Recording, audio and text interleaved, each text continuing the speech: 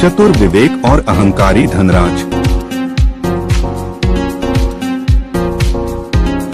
बहुत समय पहले की बात है। एक समृद्ध नगर में धनराज नाम का एक बहुत बड़ा व्यापारी रहता था।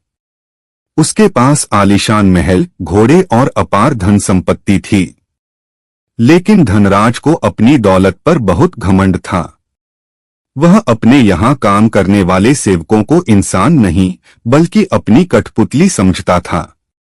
उसका मानना था कि पैसे से किसी का भी स्वाभिमान खरीदा जा सकता है। धनराज का स्वभाव इतना कड़वा था कि कोई भी सेवक उसके पास ज्यादा दिनों तक टिक नहीं पाता था। वह जरा सी बात पर चिल्लाने लगता और लोगों का अपमान करता। एक दिन उसने नगर में ढिंढोरा पिटवाया कि उसे एक नए सेवक की जरूरत है। उसने एक अजीब शर्त रखी, जो भी सेवक उसके यहाँ काम करेगा वह कभी गुस्सा नहीं करेगा। अगर सेवक ने गुस्सा किया तो उसे बिना वेतन के जाना होगा, और अगर मालिक ने गुस्सा किया तो वह सेवक को दोगुनी तनख्वाह देगा। कई लोग आए और शर्त सुनकर डरकर भाग गए। तभी विवेक नाम का एक साधारण लेकिन चतुर युवक धनराज के पास पहुंचा।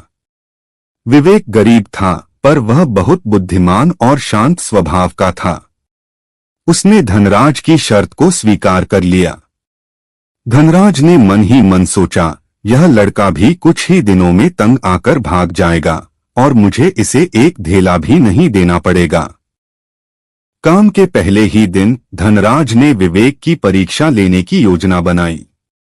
उसने विवेक को आंगन में खड़े एक विशाल बरगद के पेड़ के पास बुलाया। धनराज ने कहा, विवेक, इस पेड़ की सभी पत्तियों को गिनो और मुझे शाम तक एकदम सही संख्या बताओ। अगर तुमने गलती की तो समझ लेना कि तुम काम के लायक नहीं हो। धनराज को लगा कि विवेक यह असंभव काम सुनकर चिढ़ जाएगा। विवेक बिल्कुल भी परेशान नहीं हुआ।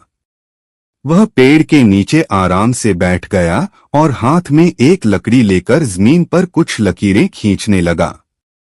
शाम को जब धनराज आया तो उसने कड़क कर पूछा, हाँ भाई, कितनी पत्तियां हैं इस पेड़ पर? विवेक ने विनम्रता से उत्तर दिया, मालिक, इस पेड़ पर कुल 9,80,752 पत्तियां हैं। धनराज चौंक गया और चिल्लाया, यह तुम कैसे कह सकते हो? क्या तुमने सच में गिनी है? विवेक ने मुस्कुराते हुए कहा, जी मालिक। अगर आपको मेरी बात पर यकीन नहीं है तो आप खुद गिनकर देख सकते हैं। अगर एक भी पत्ती कम या ज्यादा निकली तो आप जो चाहें सजा दें। धनराज निरुत्तर हो गया, क्योंकि वह खुद पत्तियां नहीं गिन सकता था। वह अंदर ही अंदर कुढ़ने लगा, पर शर्त के कारण चुप रहा। अगले दिन धनराज ने विवेक को एक और कठिन काम दिया। उसने कहा, आज मेहमान आने वाले हैं। तुम रसोई में जाओ और बिना आग जलाए मेरे लिए स्वादिष्ट सूप बनाओ। याद रहे, आग या कोयले का इस्तेमाल बिल्कुल नहीं होना चाहिए। धनराज को यकीन था कि इस बार विवेक हार मान लेगा और उसे गुस्सा आ ही जाएगा। विवेक रसोई में गया और उसने सारी सब्जियों को काटकर एक बड़े मिट्टी के बर्तन में पानी के साथ डाल दिया।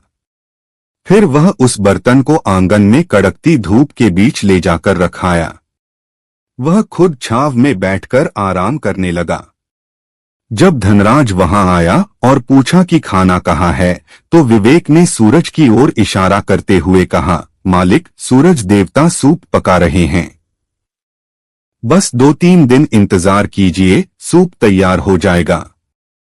यह सुनकर धनराज का पारा चढ़ गया। वह आपा खो बैठा और जोर से चिल्लाया, मूर्ख, क्या कभी सूरज की धूप से सूप पकता है?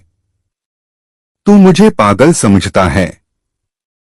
तेरी इतनी हिम्मत कि तू मेरा समय बर्बाद करे? निकल जा यहां से। धनराज गुस्से में लाल पीला हो रहा था और विवेक पर चिल्लाए जा रहा था। विवेक ने शांति से कहा, मालिक, आप गुस्सा हो गए। शर्त के अनुसार अब आपको मुझे दोगुनी तनख्वाह देनी होगी। धनराज को अचानक अपनी शर्त याद आई और वह शर्मिंदा हो गया। उसे समझ आ गया कि बुद्धि और धैर्य के सामने अहंकार हमेशा हारता है। उसने विवेक से माफी मांगी, उसे उसका सम्मान और धन दिया। उस दिन के बाद धनराज बदल गया और अपने सभी सेवकों का आदर करने लगा।